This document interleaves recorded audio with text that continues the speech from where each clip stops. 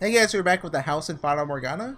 Oh, we gotta go to the title screen, but anyway, we're here with the nun, presumably Pauline, and we're gonna talk to her. No idea what we're gonna say. Oh yeah, I saw you in another life. Also, Yuki Mas is a murderer, but he's okay, so just don't get too close to him. Whenever there's a white-haired girl around, and you might be fine. We probably aren't gonna say that, honestly. If we do, I owe everyone watching this $1. Exactly what he said, what I just said right there, in exact words, not paraphrasing. And if I have to pay you $1, you also have to email me. You have to send me a physical letter. You have to track down my address. I'm not telling you, and then I'll ship you the letter, the $1. Because I don't want to be held liable. Like, what if, like, this video goes viral? I have to send 1 million people $1. I don't have $1 million. I can't do that. Anyway, there you are. I hope I didn't keep you waiting too long. No worries. I apologize for pulling you away from your duties at such a busy time. After that little surprise this morning, figured you must really have something you want to say. I do. Something very important. And if possible, I'd like to discuss it with you somewhere more private. Let me guess. You're going to propose to me? Now you should know better than that. I'm a servant of God the Father.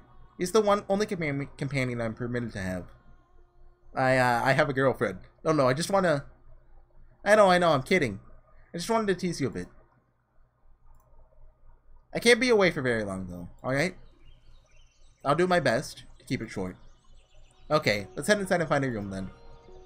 After you. May I ask you something, Giselle? What? Yes, what is it? Is there something about me that makes people want to tease me? No, not at all. Well, whatever give you that idea. If you say so. I love these two. Alright, you have my undivided attention. Make yourself comfortable and speak whenever you're ready. Isn't this where Mel betrayed us and got us murdered? I'm here to help those in need. My ears are at your service. The good, the bad, the ugly. Tell me anything and everything. You're a nun. You should probably be a little more particular with your conversation topics. What's wrong? Nothing. I actually want to talk about you rather than myself. About me? You or the people you associate with, I suppose. Are you acquaintances with that Asian swordsman? The Lord's bodyguard? I mean, I know of him, but I can't say I know terribly much about him. What? I was under the impression you were quite intimate with him. Did someone tell you we were? No, that was just the feeling I had. Remember, I'm a nun. Whatever you think you saw, you're probably imagining. I'm not allowed to give any man special treatment, let alone be intimate with one. There's something between you two, though. What do you mean, something between us? Maybe you should try telling her what we know about him here. His primary motivation is to keep her church running, after all.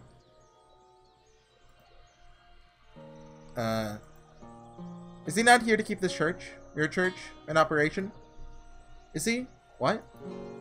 Did he tell you he was? He did. Oh, really? That's quite surprising. How'd they ever see him talking to anyone? Are you friends with him? Sorry, I got a text. Perhaps acquaintances would be a better word. Well, he seems to be a nice enough fellow. Are you really not close with him at all? Nope. So if he told you he was trying to protect this church, it'd have been out of a sense of gratitude, nothing more. Gratitude for? A while back, he was in a pretty bad place in his life, and I gave him some food. This was when I wasn't all the way out here, but I had a church in the city. There were other nuns there too, as I recall. Right. We also served as an orphanage, so was us and a ton of children. Since fallen out of touch with them, though. But as servants of God, it is our responsibility to offer assistance to those in need, which is exactly what I did for him. No special treatment, I just did the right thing. So whatever you think you saw between us, there's nothing there. You're Pauline, though, aren't you? No, my name is Murray. Yes, Murray. Is that a bait? Is it baiting us? Are we being baited? Marie? How can that be? Actually, how could she not be her? Marie? It sounds a lot like a name we heard behind the third door. But I don't think they're the same person. I concur. There's no guarantee everyone's name has to be the same. Mel's and Ellie's were, which just made me think they all would be. Okay. They're not all the same. That's true. But on the subject of assumptions, it's possible her connection to the swordsman is also a flawed one. I mean, I guess that makes sense. Because we're presumably in France here, where door 1 took place.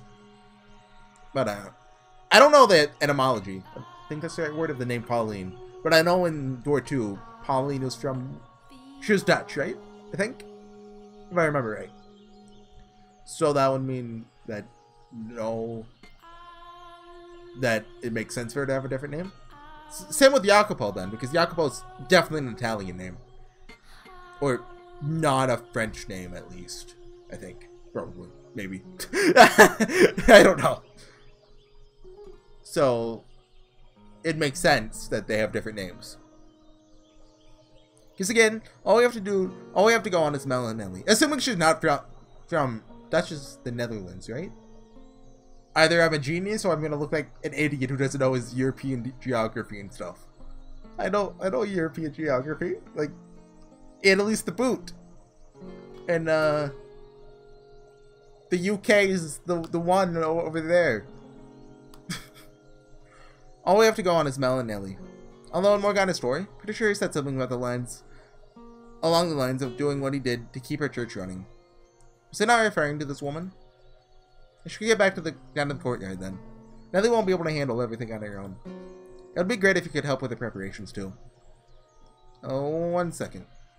Huh? There's absolutely nothing going on between you. Why can't you just accept the answer I've given you? I don't like being so blunt, but you're really overstepping your bounds. Said there's nothing and there's nothing. What do I say? If she leaves now, it won't be easy getting another chance to talk to her. Will I be able to get him to tell me a story without having her on my side, though? Will I be able to get his key? Maybe you could try talking to him with Mel there. The two of you together can convince him to give up his key. That would not work. When I encountered his shadow in the mansion, he told me that if I mentioned the key to him in the past, he would have cut my head from my shoulders on the spot. Oh, did he? I don't remember that. I remember that scene, but I don't remember him saying that. Then, should we try to find the Lord first instead? I think I'll try to shake her up. Take a leap of faith on there being something between them. Happy now? I should really get going. Hold on, just one last thing. Yes? Would it be possible for you to grant me access to the observation tower? The tower? Why? Because the Lord and his bodyguard are keeping someone imprisoned at the top of it. What? They've locked up a girl with miracle blood. It's not very appropriate to joke about things like that. I'm not joking. The medicine you're handing out, that's real human blood. What proof do you have? I have someone else who can corroborate. Wait, I don't have Google to tell me how to say words! I forgot how to say this one! Who can tell... Who can... corroborate. I'm saying it young, close enough, my story. What proof do you have that they're telling the truth? When you hear what he has to say, you'll know. But the greatest proof is his key. Sorry, but there's no way I can believe someone's being imprisoned here. Your claims are an affront not only to the good people who give their time, money, and hard work for the church, but to God himself. Just say it's Mel, so that maybe she'll trust. Open the door and you can see for yourself. I can't. I don't have the keys. And does that not seem the slightest bit unusual to you? Does it not make you think that they may be hiding something? No, because I know what's being kept in the tower. You... no? The observation tower is the Lord's personal property. He stores his money and valuables there because the church is less likely to be broken into than his manor. His money? Even thieves fear God, so he can understand why he'd want to keep his property there. Does that actually make sense, though? If you're so afraid of thieves, sure they can afford to hire guards. He doesn't like keeping guards around. Why not? Why does he have Yukimasa then? Haven't you heard? There have been several failed assassination attempts. Which is why you need more guards! The Lord is not a bad man. He can just be rather aggressive in his work, which has a tendency to make a man enemies, some of whom want to see him dead. Keeping his wealth at hand only increases that risk. Now, are you satisfied? Insist all you like, but he's not keeping money in the tower. He's got a... Are you after the Lord's wealth? Is that what this is about? What? Again, I don't like being so blunt, but who do you think I'm more likely to believe? The Lord, who's been supporting me in this church, or you, who showed up out of nowhere demanding me to open the door? I'm telling the truth. There's a dying girl in that tower. I'm sorry, and I don't want to do this, but if you keep this up, I'm gonna have to call the guards. Murray! I really must be going now. The swordsman helped imprison the girl in the tower, so he could get the money necessary to keep her church up and running. With their help, we could stop this. Take some time to cool off. Would it have killed her to be a little more open-minded? I really hope she considers the possibility we're telling the truth, even just a little bit.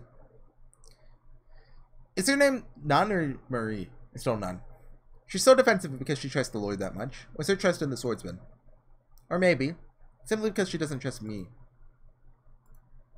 I think I'll head back to the courtyard. I need some time to consider our next move. That's a good idea. And there might be something Mel and Nellie can do to help too. Perhaps. With the nun denying any involvement with the swordsman, him being so inscrutable, I found myself at a complete loss as to how to go about crossing the wall standing in the way of getting the truth out of him. My mind brings me back to the events of the second war, the most savage of the three tragedies. The things he did were undeniably inhuman, which makes me wonder if his perspective on these events would have any influence on Morgana's perception of him. If at all, a positive influence seems less likely. Was he man or was he beast? Should that have been... Seems the least likely, shouldn't it? Right? Well...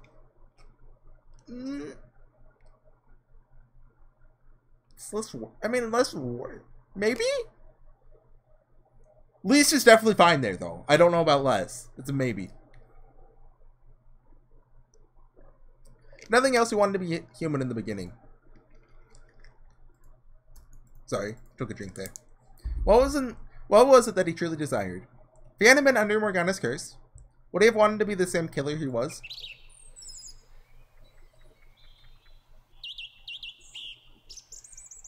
Birds. Blinding sunlight drags me from my thoughts. A radiance brighter, more intense than any other I've been under today. Rather, it's probably more in my mind interpreting it that way because my eyes can't handle anymore. In a matter of moments, all I can see is white. Michelle? Are you alright? I feel a sharp pain, like someone's yanking at the back of my eyes. I'm fine. I just need some shade. Giselle's voice fades away. So somewhere, I think I can hear her calling my name, but instead of sound, all that reaches me is more pain.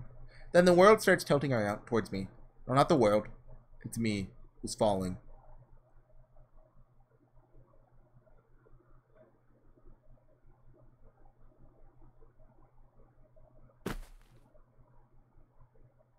I think we hit the ground. I liked how it showed just Giselle's face. Presumably she said something, but we couldn't hear it. I think that was a neat touch. I'm not at the mansion. Where is this? This isn't Mel's cottage. Where am I? You think Yukimasa picked us up? What was that? Oh! You're awake. Morgana? What are you doing here? Oh, it's this song! I love this song! Does my appearance disturb you? That is to be expected, I suppose. I'm hardly what you would call attractive, after all. Morgana. How do you know my name? Are we in Mel's perspective now? Were we Mel the whole time? How do I know your name? I came to save you. Where is this? Aren't you in the 1, 2, 3, 4, 5, 6, 7, 8, 9, 10, 11. OBSERVATION. Observation tower. Huh? What just happened? Tried to say observation tower, and my voice completely disappeared. Where is this? Not sure how you couldn't know. It's the witch's cottage by the lake. I found you unconscious outside my door, so I presumed you came here in search of my herbal medication. Unconscious. Outside your door? Your arm. What? This is... Oh, I didn't even notice that. Before she lost her arm. Does that mean I'm traveled even farther into the past? Or could this be... You must get yourself far away from this place, Morgana. Better yet, escape to another country entirely. Where did that come from? I have no means of survival if I leave. In that case, beware of 2 men who will come to visit you. You must not open the door for them. What do you mean? They're a flaxen-haired boy and a swordsman? Yeah. Why do I lose my voice for the most important details? That happens all the time when I'm dreaming. Like, you know, you have like a scary dream. It's like a killer. You need to call for help, and then you try to call for help, and your voice just won't work. Or it works, but it's like insanely hoarse. HorseyEatYou, who makes good content on YouTube. You should go check him out. Is this really the cottage by the lake? Take a look out the window and see for yourself. There's nothing there. Nothing outside the window. No, that's not exactly right. A reddish black fog turns beyond the window. Pretty lake, is it not? Not that I have any place talking about beauty. Now I understand. This isn't the real world. Is it your world then, Morgana? Or is it a world within our dreams? May I ask who you are? I once spent much time at your side. This is also very strange. It was always you who was talking to me. Now you don't even know my name. Shall we talk for a bit, Morgana? If you're going to try and convince me to leave, I won't have it. Please watch what you say. There's something very unsettling about your choice of words. As you wish. In that case, let's talk about ourselves. For so long, I fought to defend off the things you said. Not because I have had any particular dislike for you, but because I was afraid of how entrancing the sound of your voice was. I sympathized with you. Empathized with your feelings seething throughout your words. That understanding almost allowed them to consume me. There's a mysterious magnetism to your voice, and as emotionally unstable as I was at the time, I couldn't possibly have withstood giving in to it. You're saying my voice is unpleasant? Not at all. It was beautiful. Frighteningly so. I want to try again. I want you to tell me about yourself. The things you see and feel. I'll not be telling you or anyone else about myself. Because that'd have to be inhuman to empathize with you. In that case, we could start with me instead. Honestly, I don't want to talk about myself either. Because it makes me feel pitiful, worthless. It's a story I'd rather pretend never happened. And it's not a story I can tell just anyone. But you can tell me? Indeed. I was born into this world female. What? From a young age, being a girl felt somehow young. As I grew older, my body developed like a boy's. Not entirely, though. My body is incomplete. I'm missing one thing every man is supposed to have. The change drove my mother to madness, and she hid me away. For I was unfit to be in the presence of others. But that was when I was 14 years old. That marked the end of any semblance of normalcy in my life. Morgana once told me that our fates were decided before birth, both yours and mine alike.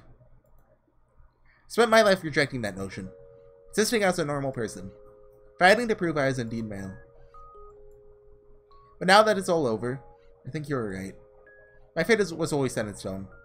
Perhaps if I'd stopped trying to fight it, if I'd shut it up and accepted it, I could have lived a longer life. I could have not left Giselle behind. Do you regret your choice? No, I do not. No matter what could have been, I had to hold my ground. I had to keep shouting. Because if I hadn't, it would have rendered my very existence meaningless. No matter what misfortune the decision may have brought, I must not regret it. Everyone had some principle, some belief, some fundamental aspect of themselves that they must always stand in unwavering support of.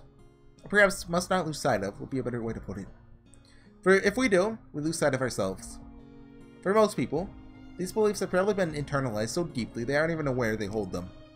But what we carry inside us is unique.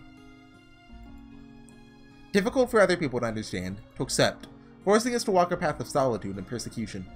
I believe you genuinely do have miraculous powers. And who knows, maybe your blood is special too, but I think your real power lies in your voice, and its ability to enchant anyone who hears it. But it was something you were born with, not something you asked for. Was it not? I'm a saint and the daughter of God. That is the lot I was given, that is the path I must walk. If I stray from that path or stop walking, I'll no longer be myself. It would make me worthless. We mustn't lament the solitude we were dealt. Maybe not, but I think that if either of us had someone, even one person who accepted us, would have caused us to see the world in a much different light. I'm just remembering. So, back in door 3, I believe, I was talking about how I thought, like, heritage was a big theme in Fata Morgana. And I think that's not too far from being wrong. Less heritage, more... I don't know the right word for it. Self-identity? I guess that's a good enough term for it. Like, you know, a lot of people were born certain ways and maybe they don't want to be that way or they stick to that way and they don't like it. Like, there's a lot of examples of it. Like, Michelle's entire condition, not just like, you know, the fact that he's born female, but like also, you know, his skin, his hair can't go in sunlight. Tsukimasa, who I'm gonna say because he's Asian, he thought himself a beast. It's been a while since I've read Door 2. Maybe that's not entirely it. Maybe it has to do with his killer impulse as well. But I think that has partially to do with it. The white-haired girl, just like Michelle. Did Door 1? Door 1 was more heritage, really, in Door 1, regarding Mel and Nellie's and the white-haired girl's relationship. Door 3? It was more of a class thing, I guess. Because, you know, Jacopo and Maria were both born into rich families. And then, you know, that's taken away from Maria. Jacopo kept it. And, yeah. Door 4? Can't really talk about Door 4. You know, this here with Morgana. Just, you know. So, I'm surprised I noticed that so early on. I'm a genius. No, you had people like that. Who treated you like a regular girl. But they're gone now. Have you never learned of have you never leaned on their memory? It comes back to me from time to time. But even then, they're different than me. They're so full of kindness, so very human. While they taught me to experience their joy, not even they could change what I ultimately am. Hold on 1 second. I'm gonna mute my mic for 5 seconds actually, not 1.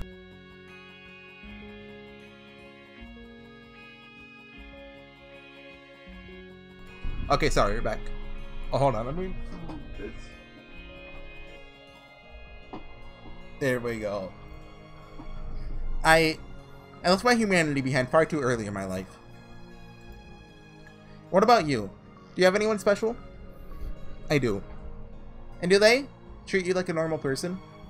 She does. However, you still know that you're different, that you can't fit in with everyone else, that you're abnormal. You do, don't you? I am very conscious of that fact. That on a fundamental level, I'm still gray.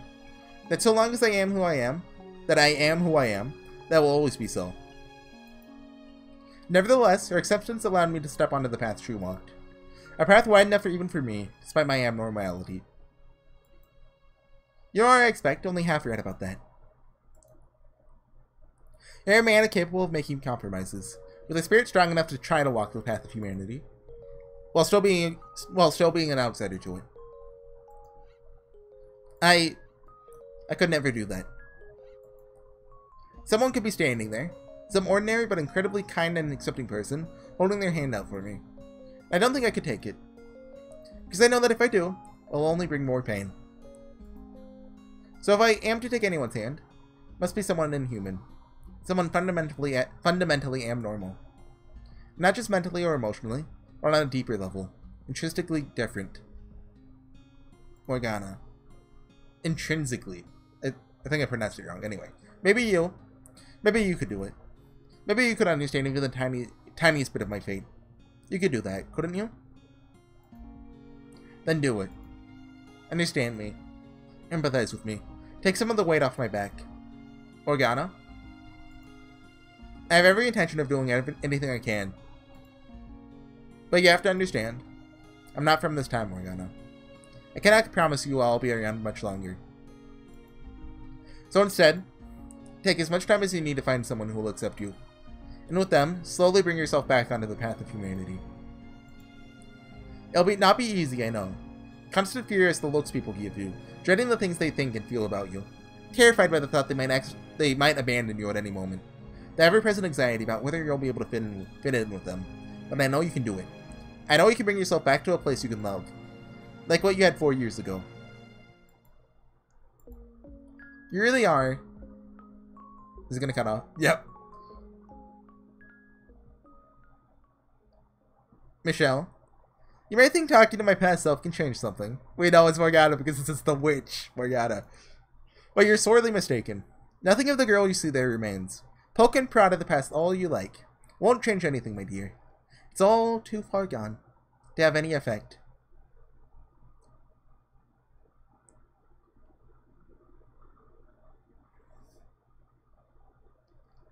Okay, we're back. Michelle? Michelle, are you there? Are you alright? Get up, Michelle, please. Oh, we're back in bed. Well, thank goodness, you're awake. Did I pass out? It's this song.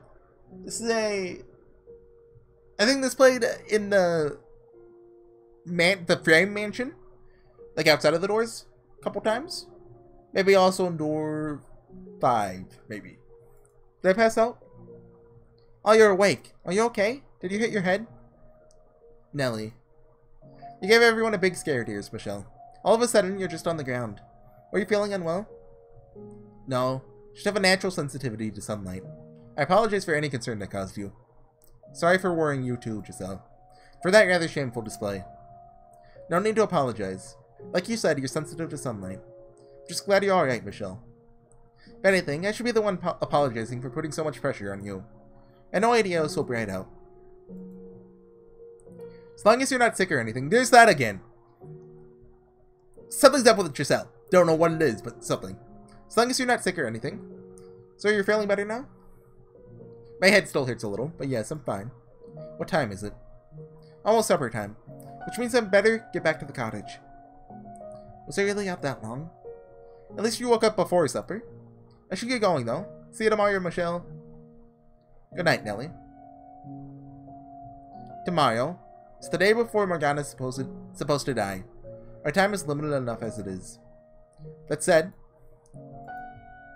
Giselle, I saw Morgana. You... What do you mean? How? I don't know if it was in a world of her creation or simply a dream. But in it, I spoke with Morgana when she was still alive. What was she like? Not like the Morgana we know now, as someone who seems to feed off hatred. So she really was a saint in life, like Mel described her. Though I got the impression of being a saint was more like a chain around her ankle, the only way she was able to derive meaning from her life. Not to mention the utter sense of solitude brought about by the knowledge that no one like her would ever come into her life. Do you think she wanted to break free from the chains then? Even if she were able to, she'd never be able to return to anything resembling normal. Much like I'll never have a normal body. Although... Oh, you're awake. That's good. What, you came to check up on me? Don't act so surprised. Plenty capable of showing concern for others. That said, that's actually not why I'm here. Huh? He looks pale. No, you're not feeling well, but if you're up for it, would you mind joining me for supper? I don't know why you would make such a big deal about asking me to. He's the one asking. I think he's getting suspicious. I see. Apologies for not handling my encounter with him better. Don't be. If you're sure I was playing him, I want to be here. So don't blame yourself. Though, I'd still appreciate it if you came. Absolutely. Turning him down would only give him more reason to be suspicious. True enough. I'll do my best not to let anything slip. You try and do the same, alright? Of course. Well, let's get going then. Could the net have told him what I said to her? Oh, whatever this is about, we don't want to keep him waiting. Be on your guard. I will. Okay, I think that's a good place to call it. Is the scene going to change? It's been on the Blood of the Saint for like a little over an hour now. Here he is. I see that. I've been waiting. Saved you a couple of seats, so go on. Sit down. We're gonna call it there. Perfect. It's still the Blood of the Saint. It does not want to change scenes. Before it changed things like every 15 minutes, but now. Yeah, see, it's been like that since... Did I play? Yeah, I played yesterday. Okay. Anyways, guys, I'll probably do one more today, so I'll be back with that. See you guys then. Bye.